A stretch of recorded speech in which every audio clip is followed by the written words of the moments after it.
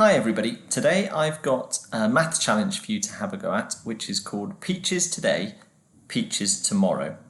Now there's actually 3 or 4 different challenges for you to have a go at, which I really like because all of them look pretty much the same. They're all about a little monkey who loves eating peaches, but actually each one of them requires a slightly different math skill to be successful.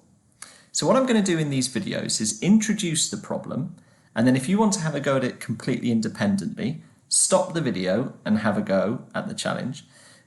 But if you want a little bit of help, I'm going to then carry on and kind of get you started, or at least give you some tips about how to be successful. Okay, so you decide if you want to just hear the challenge and have a go, or maybe try that first.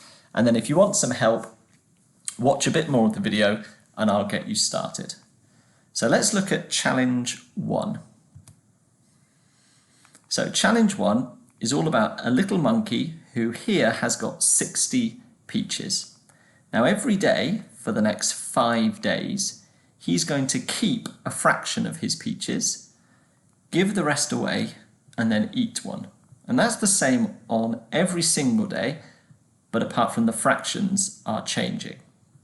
Now to be successful on this one, all you really need to do is think logically and step by step. Okay, there's no point worrying about the 5th day or the 4th day before you've done the 1st day. And of course, you'll need to be able to find fractions of amounts. Okay, the only other thing I'll say at this point is don't forget this bit, eating one.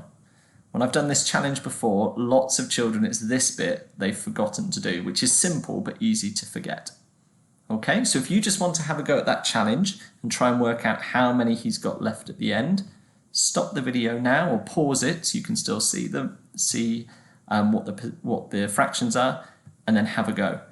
If you want some extra help, keep watching, and I'm going to get you started with the first 2 days, and then you'll have to do the final 3 days by yourself. Okay? So for those of you who want a little bit of guidance, let's go on to a new page.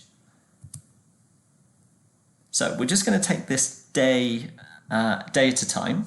Like I said, we're not going to worry about day 5 yet, and we're going to be using some bar models to help us organize our fractions of amounts. Okay, so we know that our little monkey is starting with 60 peaches. That's the first bit of information we need, and that we're thinking about quarters on day 1.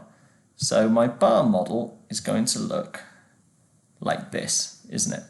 Okay, I'm going to put 60 at the top because that's the total we're starting with, and I've split my bar model into 4 equal pieces because that's what we mean with quarters.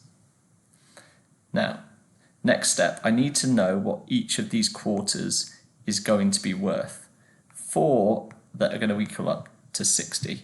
Now I know that each one of those must be worth 15. Now you might have thought that half would be 30, so quarters would be 15, or you might have done bus stop method or just thought about your times tables. Whatever it is you need to be successful, that's fine.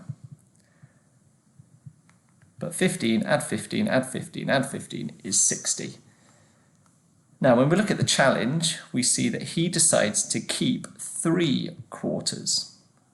Okay, so he's going to keep 1, 2, 3 of these 15s, and he's going to give this bit away.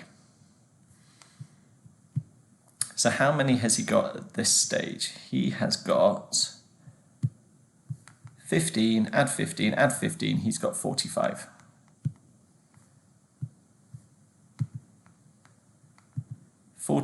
Peaches at this point in the story. But then don't forget this bit. Then he ate 1, which as a number sentence is going to look like that, isn't it? Take away 1.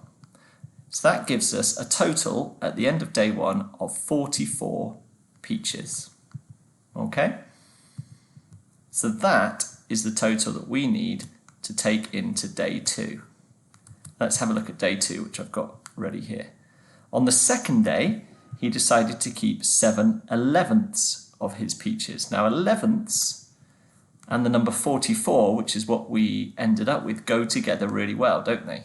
If you've ever got a total, so if, for example, I'd forgotten to take away 1 and I had 45 and I was thinking about 11ths, that would be getting me think that something had gone wrong. But 44 is in the 11 times table, so I think we're okay. Now this time, my bar model is going to look like this. I'm going to split it into 11 equal pieces because I'm thinking about 11ths. And it's not going to be 60 at the top, it's going to be the number 44.